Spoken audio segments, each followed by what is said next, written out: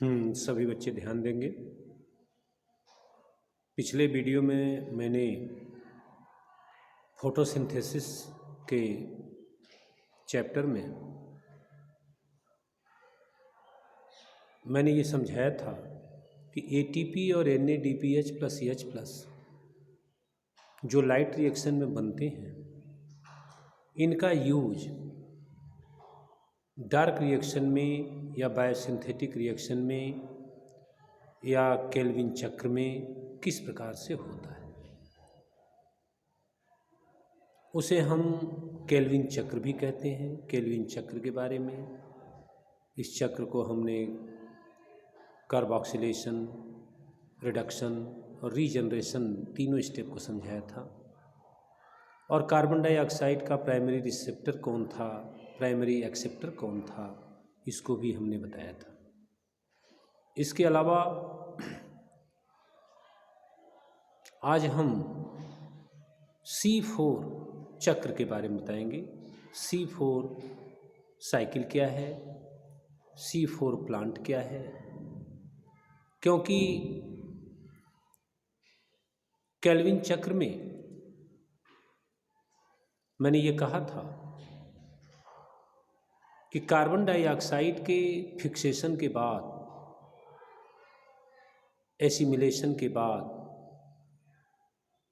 Reduction के बाद जो पहला यौगिक बनता है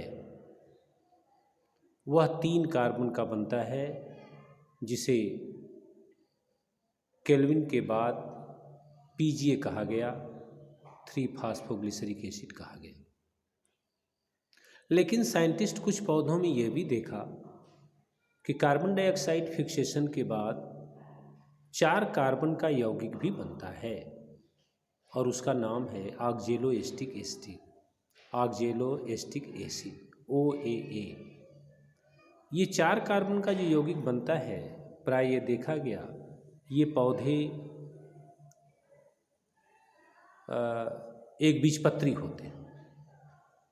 जैसे आपका सारगम है, शुगर केन है, गन्ना है, चरी या ज्वार बाजरा, इन सबों में C4 अर्थात 4 कार्बन का यौगिक बनता है।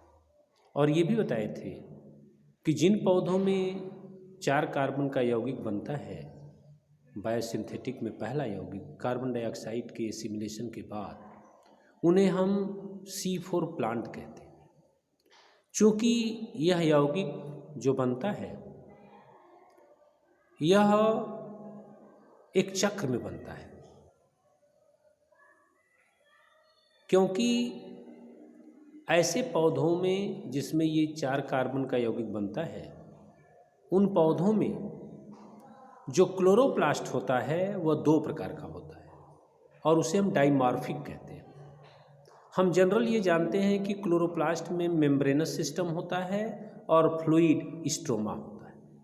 मेम्ब्रेनस सिस्टम में लाइट रिएक्शन होता है, फ्लूइड स्ट्रोमा में डार्क रिएक्शन होता है। लेकिन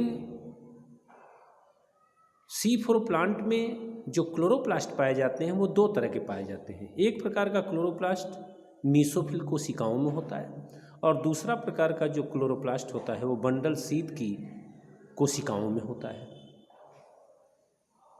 जो मीसोफिल की कोशिकाओं में क्लोरोप्लास्ट होता है उसमें मेम्ब्रेनस सिस्टम तो डेवलप होता है, अर्थात ग्रेना लैमली, स्ट्रोमा लैमली यहाँ जो है डेवलप होते हैं, लेकिन उनके फ्लूइड स्ट्रोमा में ये बायोसिंथेटिक रिएक्शन की एंजाइम नहीं पाए जाते। और जो बंडल शीथ की कोशिकाओं में क्लोरोप्लास्ट पाया जाता है, इसमें मेम्ब्रेनस सिस्टम विकसित नहीं होते, लेकिन बायोसिंथेटिक या डार्क रिएक्शन के जो एंजाइम्स हैं फ्लूइड स्ट्रोमा में ये पूर्ण रूप से पाए जाते हैं। अब देखना ये है कि जब मीसोफिल की कोशिकाओं में फ्लूइड स्ट्रोमा में एंजाइम नहीं है तो वहाँ दिन में जब लाइट मिलती है तो NADPH+H और ATP तो बनते हैं, लाइट रिएक्शन तो चलती है। लेकिन जो कार्बन डाइऑक्साइड है वहाँ RUBP नहीं होता, राइबोलोज बाइफॉस्फेट नहीं होता, जो इस फ्लूइड स्ट्रोमा में होना चाहिए। इसलिए ये फ्लूइड स्ट्रोमा में ये न होने से राइबोलोज डाइफॉस्फेट कार्बन डाइऑक्साइड को फिक्स नहीं कर पाता। वहाँ कार्बन डाइऑक्साइड को फिक्स करने के लिए एक अलग एंजाइम पाया जाता है, PEP, फास्फोइनॉल पाइरुवेट। यह फास्फोइनॉल पाइरुवेट यह 3 कार्बन का होता है। जो ही कार्बन डाइऑक्साइड को एसिमिलेट करता है, फिक्स करता है, ये 4 कार्बन का OAA ऑक्जेलो एस्टिक एसिड बन जाता है और ये ऑक्जेलो एस्टिक एसिड तुरंत मैलिक एसिड में कन्वर्ट हो जाता है और ये 4 कार्बन का मैलिक एसिड डिफ्यूज होकर के ये चला आता है बंडल सीद की कोशिकाओं में क्लोरोप्लास्ट के पास। अब यहाँ बंडल सीद की कोशिकाओं में क्लोरोप्लास्ट में ये मैलिक एसिड आकर के ये कार्बन डाइऑक्साइड को रिलीज करता है, रिमूव करता है, डीकार्बोक्सिलेज एंजाइम होता है।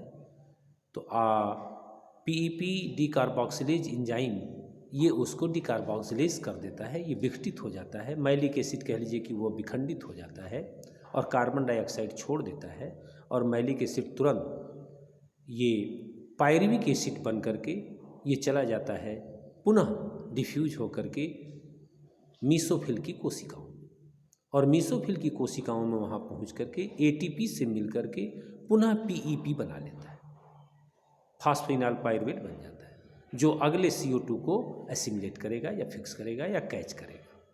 लेकिन जो यहाँ पर बंडल सीड की कोशिकाओं में जो कार्बन डाइऑक्साइड रिलीज होता है, अब यहाँ चूँकि बायोसिंथेटिक के एंजाइम पाए जाते हैं, राइबोलोज बाइफॉस्फेट पाया जाता है जो कार्बन डाइऑक्साइड को एसिमिलेट करता है और एसिमिलेट करके रुबिस्को एंजाइम की उपस्थिति में ये तुरंत यहाँ पर ये 3 कार्बन का PGA बनाता है और फिर पूरी C3 साइकिल या केल्विन की चक्र यहाँ चलती है और यहाँ जो है फिर ग्लूकोज या कार्बोहाइड्रेट का निर्माण होता है जैसे C3 प्लांट में होता था।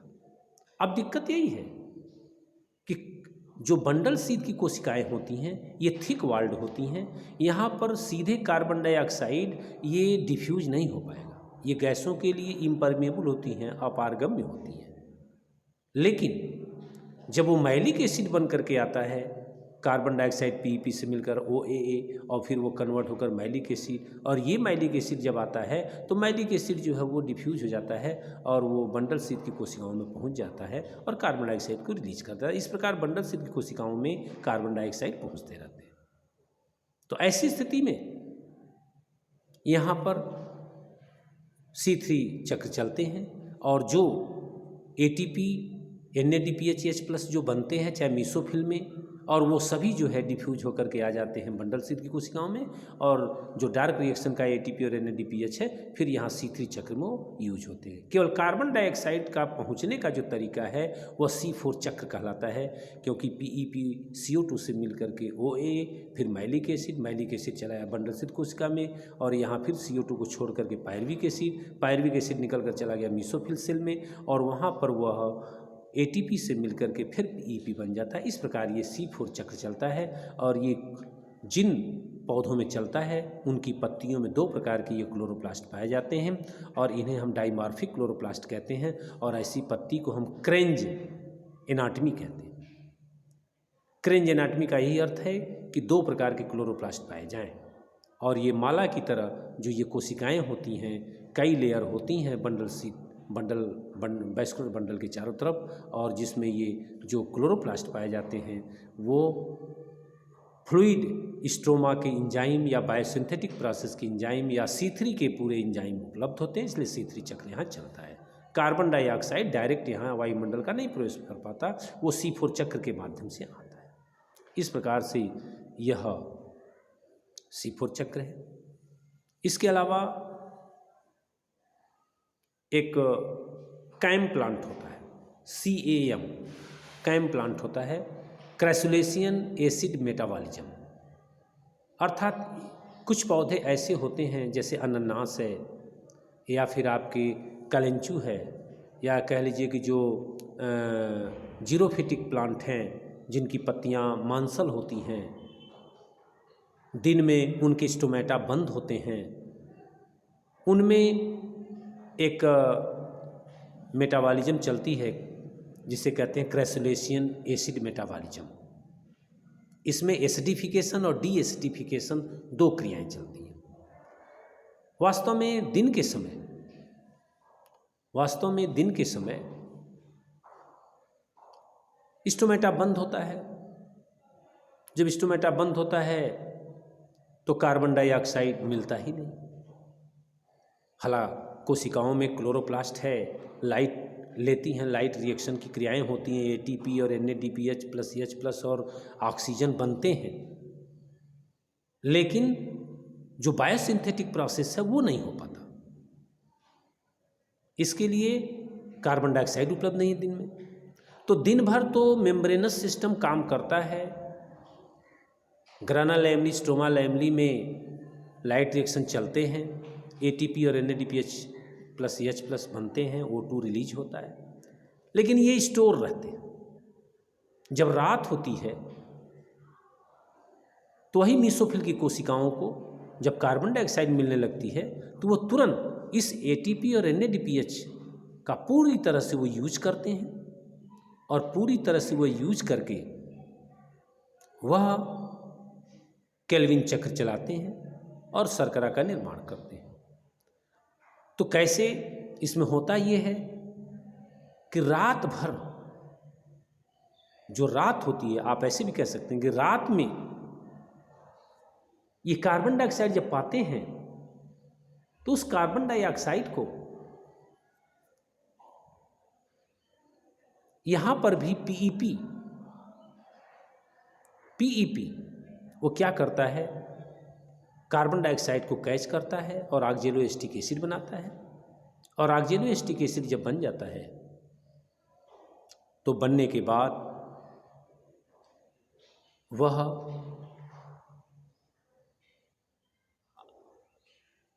मैलिक एसिड में कन्वर्ट हो जाता है। तो मैलिक ऑक्जेलोएसिटिक एसिड से मैलिक एसिड बनना ये एसिडिफिकेशन कहलाता है, ये एसिडिफिकेशन कहलाता है। और ये मैलिक एसिड रात भर कहाँ, वैक्यूल में, रिक्तिका में, वो जाकर के वहाँ स्टोर होता है। तो ये जो मैलिक एसिड है ये रात भर वैक्यूल में इकट्ठा होते हैं, कार्बन डाइऑक्साइड मिलता रहेगा, पीईपी उनसे मिलकर के ऑक्जेलोएसिटिक एसिड, और ऑक्जेलोएसिटिक एसिड से वह मैलिक एसिड में कन्वर्ट करके, और मैलिक एसिड कन्वर्ट करके वैक्यूल में स्टोर होता है। माने रात भर ये एसिडिफिकेशन होता है, मैलिक एसिड का निर्माण होता है। जब दिन होता है तो ऐसे समय में, जब दिन होता है तो ऐसे समय में होता ये है कि मैलिक एसिड फिर टूटने लगता है, और टूट करके फिर वो पायरुविक एसिड बनता है और कार्बन डाइऑक्साइड रिलीज करता है। इसको बोलते हैं डीएसिडिफिकेशन। ये डीएसिडिफिकेशन है। तो मैलिक एसिड रात में बनना एसिडिफिकेशन, और दिन में मैलिक एसिड वैक्यूल से वो टूटते हैं तो कार्बन डाइऑक्साइड रिलीज करते हैं, इसको डीएसिडिफिकेशन करते हैं। मैलिक एसिड का टूटना, बनना एसिडिफिकेशन और टूटना डीएसिडिफिकेशन। बनने में कार्बन डाइऑक्साइड कैच होगा और डीएसिडिफिकेशन में जब मैलिक एसिड टूटेगा तो कार्बन डाइऑक्साइड रिलीज होता है, और जो ही कार्बन डाइऑक्साइड रिलीज होता है मीसोफिल में और पायरुविक एसिड बनता है, तो पायरुविक एसिड तुरंत फिर जाकर के एटीपी से मिल करके वह पीईपी बन करके फिर पड़ा रहेगा, क्योंकि कार्बन डाइऑक्साइड तो मिलना नहीं है, कार्बन डाइऑक्साइड तो फिर रात में मिलेगी, तो पीईपी वहीं बने रहेंगे। और इधर जो है जब कार्बन डाइऑक्साइड दिन में मिल रहा है तो ये कार्बन डाइऑक्साइड क्या करते हैं, तुरंत वो RUBP है, रूबिस्को एंजाइम की तुलना में उनको कैच करेगा, फिक्स करेगा, और पहला यौगिक जो है वो कौन सा बनेगा, 3 कार्बन का PGA बनता है, फिर केल्विन चक्र चलती है। तो इस प्रकार से अगर देखा जाए तो कैम प्लांट में कार्बन डाइऑक्साइड का फिक्सेशन अलग अलग समय में होता है। दिन में कार्बन डाइऑक्साइड का फिक्सेशन होता है और रात में उसको एसिडिफिकेशन के माध्यम से मैलिक एसिड के रूप में स्टोर किया जाता है वैक्यूम। तो मीसोफिल कोशिका एक ही में दिन में कार्बन डाइऑक्साइड फिक्सेशन नहीं होता, लेकिन बायोसिंथेटिक प्रोसेस दिन में चलती है,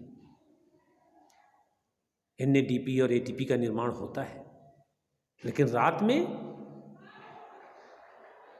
ये कार्बन डाइऑक्साइड कैच होकर के वो मैलिक एसिड बन करके एसिडिफिकेशन होता है। तो रात में एसिडिफिकेशन, दिन में डीएसिडिफिकेशन, ऐसे कह लीजिए।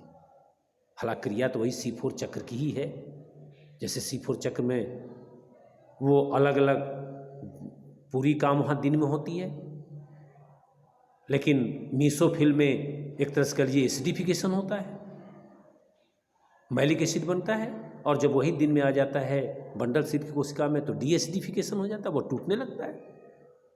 लेकिन अलग अलग कोशिकाओं में हो रहा है, दिन में ही होता है, लेकिन यहाँ कैम प्लांट में रात में एसिडिफिकेशन होता है, अर्थात कार्बन डाइऑक्साइड कैच किया जाता है, और दिन में डीएसिडिफिकेशन होता है, कार्बन डाइऑक्साइड को रिलीज किया जाता है। इस तरह से इन्हें हम कैम प्लांट कहते हैं, जैसे अनानास मैंने बताया, या और कलेंचू है और जीरोफिटिक प्लांट्स। इसके बाद एक क्रिया है फोटो रिस्पिरेशन। फोटो रिस्पिरेशन क्या है? प्रकाश श्वसन, इसको हम बताएंगे। देखिए, फोटो रिस्पिरेशन C3 प्लांट करते हैं, C4 में नहीं, C3 प्लांट करते हैं। C3 प्लांट में फोटो रिस्पिरेशन किस प्रकार से होता है, इसे आप जान लीजिए। C3 प्लांट में रियली होता यह है कि जब बहुत अधिक लाइट उपलब्ध होती है तो प्रकाश संश्लेषण की दर इतनी बढ़ जाती है और इतनी ज़्यादा से जल का फोटोलिसिस होता है कि ऑक्सीजन गैस बहुत निकलती है, और ऑक्सीजन गैस का जो कंसंट्रेशन वो इतना बढ़ जाता है कि कार्बन डाइऑक्साइड का कंसंट्रेशन कम हो जाता है। जब कार्बन डाइऑक्साइड कंसंट्रेशन कम हो जाता है और जो ऑक्सीजन अधिक हो जाती है, तो वहीं पर फोटो रिएक्शन जो है वो प्रभाव में आ जाती है, शुरू हो जाती है। तो होता ये है, ये नुकसानदायक है, ये हार्मफुल है। इस क्रिया में हमारे यूजफुल मटेरियल और डिग्रेड, जो उपयोगी पदार्थ हैं वो नष्ट होते हैं, जैसे RUBP है। अब यहाँ RUBP जो रूबिस्को एंजाइम है, अब रूबिस्को एंजाइम की उपस्थिति में RUBP ऑक्सीजन से रिएक्शन करता है, कार्बन डाइऑक्साइड से नहीं कर पाता। अब वो ऑक्सीजन को कैच करता है और ऑक्सीजन को कैच करके ऑक्सीडाइज होता है, और जब वो ऑक्सीडाइज होता है तो PGA, एक अणु PGA बनता है और एक अणु जो है फास्फोग्लाइकोलिक एसिड बनता है, फास्फोग्लाइकोलिक एसिड बनता है। अब ध्यान दीजिए, अब ऑक्सीजन से कैच करने का मतलब कोई कार्बन तो मिल नहीं रहा है, तो RUBP 5 कार्बन का होता है, तो 5 कार्बन का वो ऑक्सीडाइज हुआ, तो 3 कार्बन का PGA बन गया और 2 कार्बन का फास्फोग्लाइकोलिक एसिड बन गया। ये फास्फोग्लाइकोलिक एसिड क्या किया, ये चला गया परऑक्सीसोम में, क्लोरोप्लास्ट से डिफ्यूज होकर चला गया परऑक्सीसोम। परऑक्सीसोम में ये फास्फोग्लाइकोलिक एसिड ग्लाइसिन बन जाता है, 2 कार्बन का ग्लाइसिन बन जाता है, और ये ग्लाइसिन फिर चला जाता है माइटोकॉन्ड्रिया में डिफ्यूज होकर, और माइटोकॉन्ड्रिया में ग्लाइसिन 2 कार्बन का है, तो ग्लाइसिन के 2 अणु मिल करके जब 4 कार्बन बनते हैं तो उसमें से 1 कार्बन निकल जाता है और निकल करके वो कार्बन डाइऑक्साइड रिलीज करता है, तो माइटोकॉन्ड्रिया में कार्बन डाइऑक्साइड बनने लगता है, और 4 में से 1 निकल गया तो 3 कार्बन बचा, तो 3 कार्बन का वो पदार्थ सेरिन बन जाता है। तो ग्लाइसिन कन्वर्टेड इनटू सेरिन, और ये सेरिन फिर आ जाता है पैराक्सीसोम में डिफ्यूजन, और फिर यहाँ से ये निकल करके चला आता है क्लोरोप्लास्ट में, और क्लोरोप्लास्ट में ये सेरिन आकर के क्या करता है, फास्फोग्लाइकोलिक एसिड से सेरिन जो है तुरंत फास्फोग्लाइकोलिक एसिड बन जाता है। कहाँ, पैराक्सीसोम में लौटते समय सेरिन आ गया माइटोकॉन्ड्रिया से, कहाँ, पैराक्सीसोम में फास्फोग्लाइकोलिक एसिड बना, और फास्फोग्लाइकोलिक एसिड चला आया कहाँ, क्लोरोप्लास्ट में। यहाँ वो बन जाता है, ये डिग्रेड कर जाता है, और ये फास्फोग्लाइकोलिक एसिड जो है ये डिग्रेड होकर के पुनः जो है एक तरह से आप कह लीजिए कि पीजीए बन जाता है। तो अब यहाँ पर वो तुरंत जो है 3 कार्बन का पीजीए बनता है। तो आप सोचिए कि आरयूबीपी ऑक्सीजन से ऑक्सीडाइज होकर के एक अणु पीजीए, एक अणु फास्फोग्लाइकोलिक एसिड 2 कार्बन, और ये 2 कार्बन निकल करके जाते हैं पैराक्सीसोम में, ग्लाइसिन बनता है 2 कार्बन का। ग्लाइसिन चला गया माइटोकॉन्ड्रिया में, माइटोकॉन्ड्रिया में जाकर के 2 अणु ग्लाइसिन का मिलकर के एक अणु सेरिन बनाते हैं 3 कार्बन का, और एक अणु कार्बन डाइऑक्साइड रिलीज होता है, और ये सेरिन तुरंत चला आता है पैराक्सीसोम में, पैराक्सीसोम से फिर ये आ जाता है कहाँ, क्लोरोप्लास्ट में, फिर ये पीजीए बन जाता है। तो जब ये पीजीए बन जाता है तो इस तरह से अगर देखा जाए तो कार्बन डाइऑक्साइड की मात्रा बढ़ रही है। तो माइटोकॉन्ड्रिया में जब कार्बन डाइऑक्साइड जब बनेगा तो निश्चित रूप से धीरे धीरे ऑक्सीजन घटता है और कार्बन डाइऑक्साइड की मात्रा बढ़ती है, और जब कार्बन डाइऑक्साइड की जब मात्रा जब बढ़ने लगती है तो निश्चित रूप से जब ऑक्सीजन का कंसंट्रेशन कम हो जाता है तो फिर प्रकाश संश्लेषण प्रभाव में आ जाती है, और जब तक ये ऑक्सीजन की कंसंट्रेशन अधिक रहता है तब तक माइटोकॉन्ड्रिया तब तक ये फोटोसिंथेसिस ब्लॉक रहती है, स्टॉप रहती है, और उस समय जो है केवल फोटो रिस्पिरेशन चल करके। तो फोटो रिस्पिरेशन का अर्थ यही है कि ऑक्सीजन के कंसंट्रेशन को कम करना और कार्बन डाइऑक्साइड के कंसंट्रेशन को रिलीज करना। इस प्रकार से आज 3 प्रकरण को हमने वीडियो में दिखाया है। इसका जो है बना हुआ है, आप उसको पढ़िएगा, समझिएगा। कोई कठिनाई होगी तो क्लास में आकर के यहाँ फिर आकर के पूछिए, और नहीं जब तक ऐसे चल रहा है हम उस तरह से वीडियो देंगे। इसको 1 बार 2 बार सुनिए, खोल करके पूरा वीडियो सुनिए, और फिर किताब भी पढ़िए, देखिए वो बात आपको समझ में आएगी। धन्यवाद।